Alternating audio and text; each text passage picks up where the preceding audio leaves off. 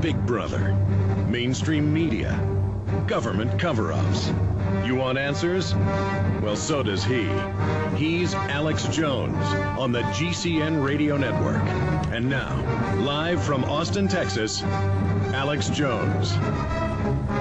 Later on the document cam at prisonplanet.tv, I'll show you this headline: G20 shaping a new world order. CNN Money, that's meetings coming up this weekend. A lot of your phone calls. Jamie, Carl, Tony, Kyle, others, your calls are coming up. We'll have him for about the next 20, 30 minutes. He's on a train, and he's attorney Phil Berg. He was, of course, the Deputy Attorney General of a major state as well, Pennsylvania. And he is the guy with ObamaCrimes.com who tried to ferret out who his daddy really was. Was he a U.S. citizen eligible to run for president? Where was he really born? And they acted very suspicious and covered all of this up. And they also lie and say his dad wasn't a Muslim. Now, it's not an issue that his dad's a Muslim. It's that they lie about it when it's admitted. They lie and say he wasn't in Muslim schools. They lie about everything. Now, this guy's a puppet, but he certainly couldn't pass, with what we know, a security clearance. So I wanted to get, but he's now the president. I wanted to get Phil Berg, who's a Democrat, on, and he's also a member of the NAACP, in fact, one of the heads in his community.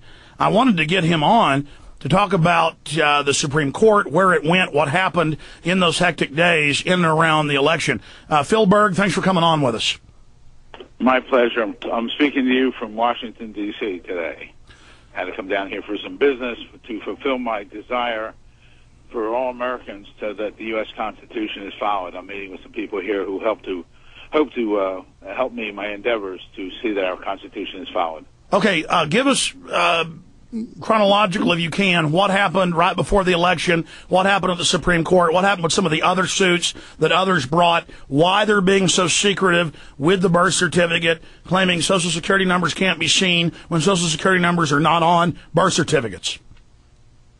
Well, I think the reason that nothing has been produced is because I think I'm right on target, 100 or 1,000%, that this is the biggest hoax ever attempted upon the American public in the history of our government.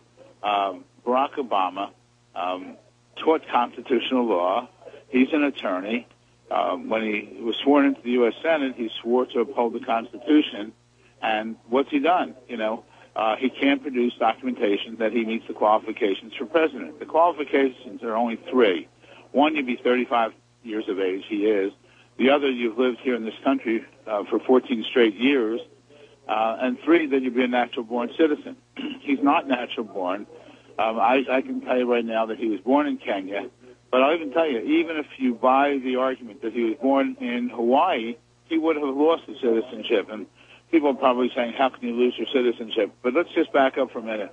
He was born in Kenya, and if your listeners if the father and mother are both from the citizens of the United States, wherever the child is born, like in other words, if your listeners go to Mexico or Jamaica or Japan, or how about even Kenya, and while on vacation they have a child, as long as both parents are U.S. citizens, when they come back, that child is considered natural born.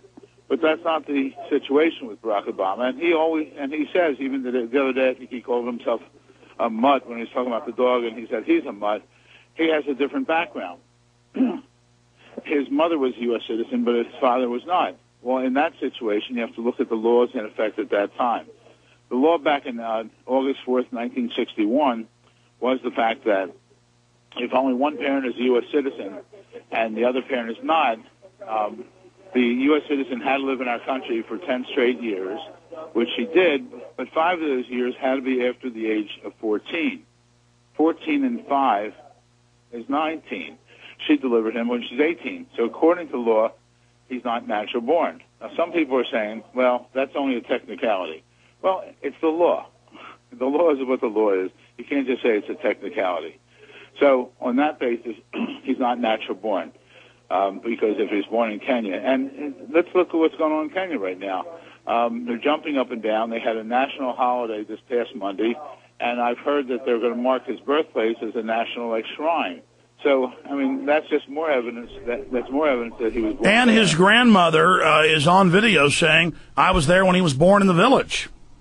Well, one thing, let me say, the video is, we've checked the translation on the video. That is not accurate. But we do have on our website an audio taken about 3 weeks ago by a minister, which it's in Swahili, but we have the translation also on our website, which is obamacrimes.com, where she says, I was in the hospital when Barack Obama was born here in Kenya. But the video, if you get someone to translate what they're saying in Swahili, it doesn't match what's on the English front. I don't know who put that up. See, people are trying to turn it around and try to make people like me be not considered. Well, yeah, they're planting tar babies or honeypots. Now, the question I have for you is, where does it go from here? Okay, where we are right now is the judge dismissed my case at the district court level, and what I did is I appealed it to the Third Circuit, but immediately to the U.S. Supreme Court because time's a wasting. And the Supreme Court, I did file for an injunction to stay the presidential election. They didn't grant that, but I could understand that because there's a whole election process involving people from school board to commissioner all the way up to president. But the case is pending. My writ of certiorari is there. Barack Obama and the DNC and the other defendants have till December 1st to file a response. They don't have to, but that's it. After that date, and by that date, we're having a number of individuals around the country file what's called a friend of the court brief. After December 1st, the court will decide whether to take the case or not. I'm hopeful, and I just spoke today to two law school deans, that they will take the case because, in effect, they're saying by that decision that no one has standing, to bring a suit against the Constitution, which is really ridiculous, especially on a constitutional requirement for president. So if they take the case, then depending what their decision is. However, I have also filed another action, which is now under court seal, so I can't discuss it, but at the appropriate time I will discuss it. It's a backdoor attempt to make him produce what he really is. Now, in addition to that, some people here I'm in a meeting in Washington, D.C., some attorneys here have just filed a suit in California, I think Mississippi, they're filing lawsuits against the electors, or to tie up the electors.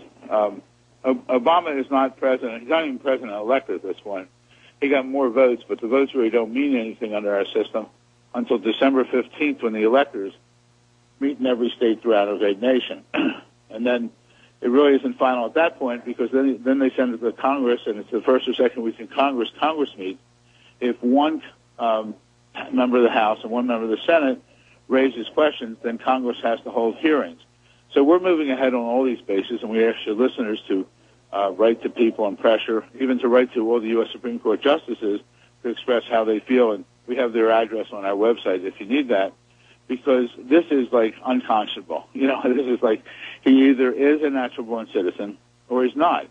And if he is, why hasn't he produced the records? It's very interesting that he hasn't produced any. We know nothing about him. Well, Phil Berg, speaking to that specifically, I mean, you're a Democrat. You're an NAACP guy. You didn't have an axe to grind here. You found out about this, as you told me a few weeks ago and a month ago, because you were researching it because you'd seen the challenges on the Internet and didn't believe them, and then found that where there was smoke, that there was fire. But regardless, what did the Democratic Party do? I mean, they could have found lots of qualified black Americans who have been here for generation after generation, can prove their pedigree.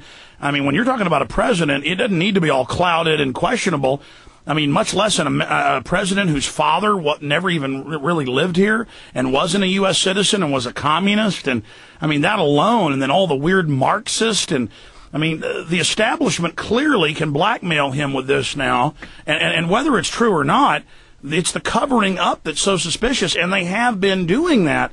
And the denial now by his followers, I see them even denying that he proposed a 1 million man civilian intelligence force and compulsory draft when it was on change.gov. I mean, his followers are delusional. Right. I mean, what you're just referring to, they put on their website, and then there were so many complaints about it. They changed it, and now they're denying they had it. I mean, we need some this is a candidate for change. We need some honesty in government, and I guess he fulfills that, though. He's a candidate for change because Arnold Schwarzenegger, the governor of California, had been talked to about running for governor. What did he say? He said amend the Constitution. So I guess Barack Obama is a candidate for change because he says, I can walk on the Constitution. I don't need the Constitution. But you know what? We need the Constitution, and we need this nonsense. They may start claiming that Schwarzenegger was born in the U.S. And then if you say he wasn't, they'll just say you're a conspiracy theorist, you know. Right. Schwarzenegger, what he should have done is just filed. According to the law proposed right now by Obama, Schwarzenegger should have just filed and said, hey, you know, I'm natural born, you know, just I'm not going to listen to you. That's what's absurd about this whole thing. So we're going to proceed against the electors. We're going to do everything in our power. We think we have to. Why didn't he just release it instead of a receipt for one that looks like it's fake? Many experts have looked at it. Why? Why not nip it in the bud? It's become an international issue.